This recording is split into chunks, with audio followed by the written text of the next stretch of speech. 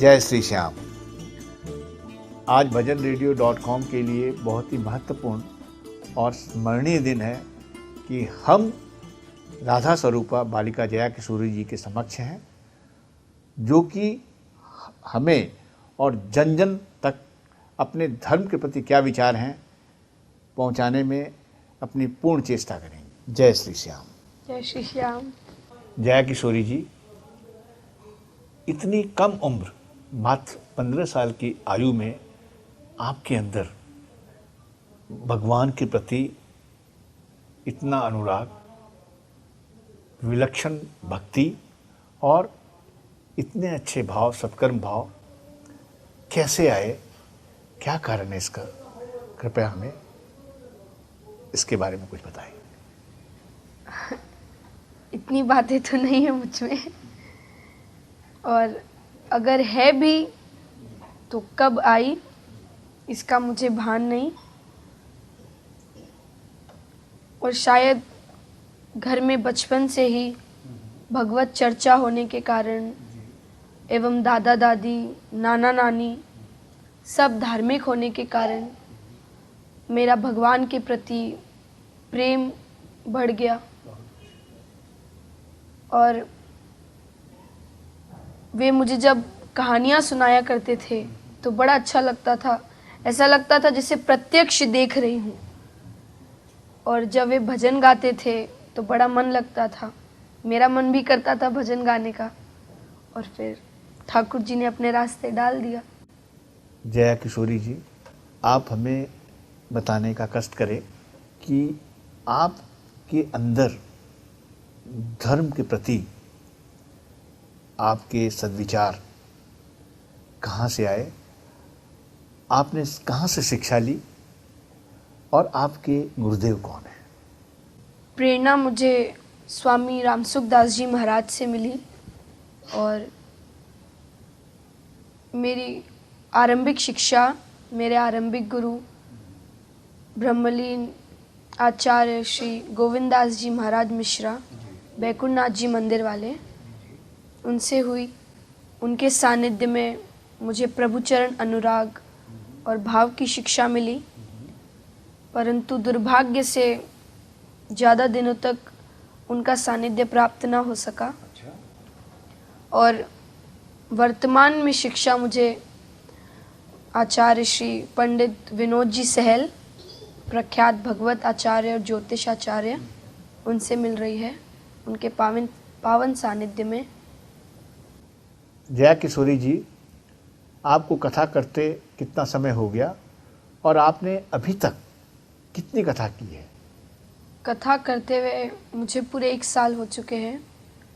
उससे पहले मैं ठाकुर जी को भजनों से रिझाती थी, और अभी तक मैंने करीब 16 कथाएं की हैं। आपके भजनों का सफ़र कैसा रहा? भजनों का सफ़र बड़ा आनंददायक रहा। मेरा पहला कार्यक्रम जब मैं 7 वर्ष की थी, तब कलकत्ता में रानी सती दादी जी का कीर्तन था और सत्संग मंडली बड़तल्ला का बसंत महोत्सव था। और उस वक्त प्रसिद्ध गायक श्री कुमार जी विशु ने मुझे खूब सराहा।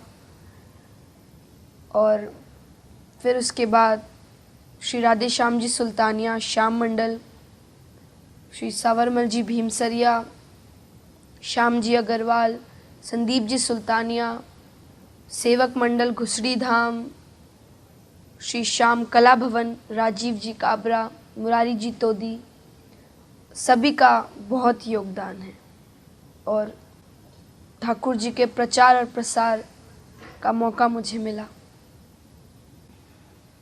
देखा गया है, बल्कि ये सुना भी गया है कि आपकी कथा वाचन की वाणी जो है इतनी असरदार है कि वो जो कथा सुनने वालों के सीधे हृदय तक पहुंचकर उनके हृदय को, मानस पटल को झिझोर देती है।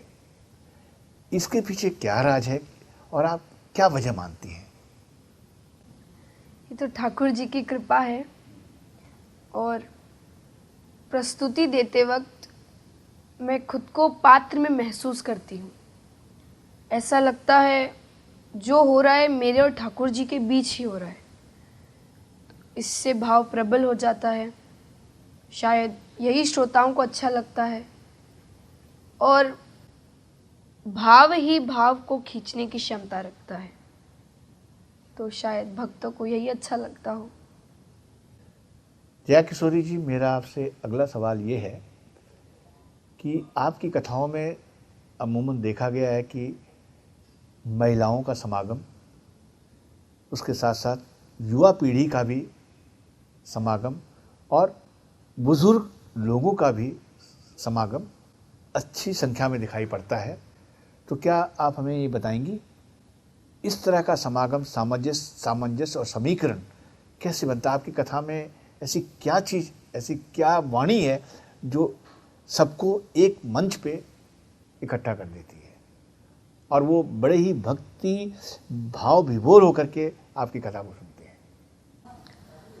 नानी बैरो मायरो एक पारिवारिक और एक नारी के सुख दुख की सच्ची घटना है और नानी बाई की अभिव्यक्ति, दुख के भाव अगर किसी नारी के मुख से निकल रहे हो तो ज़्यादा प्रभाव पड़ता है। शायद इसीलिए महिलाएं ज़्यादा इस कथा में आती है और पुरुष भी आते हैं और बड़ी तन्मयता से सुनते हैं। और जैसा आपने कहा युवा पीढ़ी, तो इसका आश्चर्य तो मुझे भी है और कहीं ना कहीं हृदय में खुशी भी है कि ठाकुर जी के प्रति, भगवान के प्रति युवा पीढ़ी का रुझान बढ़ रहा है। यह प्रगति और उन्नति का सूचक है। जया किशोरी जी, हमें बताएं कि परिवार में जो बड़े बुजुर्ग होते हैं उनके साथ परिवार के अन्य जो सदस्य रहते हैं उनका उनके साथ क्या व्यवहार होना चाहिए, उनको बड़े बुजुर्गों के साथ किस तरह पेश आना चाहिए, इस पर ज़रा अपने विचार करें। बड़े बुजुर्गों को ज़्यादा कुछ नहीं चाहिए होता है, बस थोड़ा सम्मान दे, थोड़ी सी सेवा कर दे, आदर सूचक शब्दों का प्रयोग करे और पारिवारिक संस्कार बनाए रखें। तो इन सब चीज़ों से ही उन्हें बड़ा सुख मिलता है और इन सब चीज़ों से घर के जो बच्चे हैं वो भी संस्कारी एवं सूझबूझ वाले बनते हैं और बुज़ुर्गों के पास बहुत अनुभव होता है, तो उन्हें लेने की कोशिश करें और हमारे इस व्यवहार से भावी पीढ़ी भी संस्कार और सूझबूझ वाली होती है। बड़े बूढ़ों की भी अपने अन्य परिवार के सदस्यों के प्रति कुछ जिम्मेदारियां होती हैं। जया किशोरी जी, क्या आप बताएंगी कि अगर बड़े बुजुर्ग अपनी जिम्मेदारियों को निभाने में कहीं चूक जाते हैं तो हम उनको किस तरह एहसास दिलाएं जिससे वो अपनी जिम्मेदारियां अपने अन्य अनुज जो हैं परिवार के सदस्य अच्छी तरह निभा सकें? ज़रूर होती है जिम्मेदारी। उनकी जिम्मेदारी है कि वो परिवार को बांध कर चले और वे परिवार के मुखिया होते हैं। मुखिया मुख के समान होता है जो ग्रहण तो करता है परंतु शरीर के और अंगों को भी भोजन रस प्रदान करता है और समान तरीके से उनका पालन पोषण करता है। और अधिकतर आमतौर पर लोग कहते हैं कि मेरी ही सुनो, तो शब्दों का कुछ अंतर हो जाए, जैसे ही की जगह वे भी लगा दे तो मेरी भी सुनो, तो इस तरीके से परिवार संभल सकता है। तो ये उनकी भी जिम्मेदारी है क्योंकि आदर देने से ही आदर मिलता है, तो उनकी भी जिम्मेदारी है वे परिवार को संभाल कर चले। ऐसा भी देखा गया है कि लोग कीर्तन में आते हैं, कथा वाचन में आते हैं, लेकिन कथा वाचन में उनका ध्यान कम और अन्य चीज़ों में ज़्यादा विचलित रहता है और ध्यान कहीं और रहता है। तो इसका कोई आप ऐसा उपाय, सरल उपाय सुझाएं, बताएं, जिससे जो हमारी कथा में, भजनों में लोग आते हैं उनका ध्यान भगवत भक्ति में लगा रहे, उस कथा में लगा रहे। देखिए, सत्संग सुनना ये भी एक विद्या है। अब हम अगर रामायण देखेंगे तो उसमें हर पात्र में हमें व्यवहारिक जीवन का ज्ञान मिलता है। हर पात्र से यह सीखने को मिलता है कि जीवन कैसे जीना चाहिए, व्यवहार सुधरता है।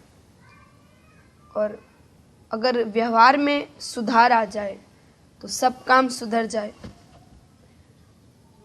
कई बार कई लोग प्रश्न करते हैं कि किशोरी जी, कथा में मन नहीं लगता, क्या करें। और कई लोग तो तमाशे की तरह पूछते हैं। एक सज्जन मेरे गुरुजी के पास भी गए, उनसे कहा कि गुरुजी, कथा में मन नहीं लगता, क्या करें। गुरुजी ने उनसे कहा कि आपने प्रश्न किसी और से कभी किया था क्या? सज्जन ने कहा हाँ, किया तो था। तो बोले उन्होंने भी कोई ना कोई उपाय तो बताया ही होगा। बोले हाँ, बताया था कुछ, पर याद नहीं। गुरुजी ने कहा फिर मेरी दशा भी यही होने वाली है, तो मेरा समय क्यों खराब कर रहे हो? तो ऐसा ही है, ठाकुर जी में तल्लीन होने की ज़रूरत है, मन स्वतः ही लगने लगेगा। अब देखिए, जब हम रुपया गिनते हैं, धन गिनते हैं, तब तो हमारा मन कहीं नहीं लगता। तब तो कोई आए तो 2 मिनट में तुरंत ध्यान वापस आ जाता है, क्योंकि धन का महत्व हमें पता है। तो जिस दिन ठाकुर जी का महत्व पता चल जाएगा, मन अपने आप ही लगने लगेगा। जिज्ञासु बनने की ज़रूरत है।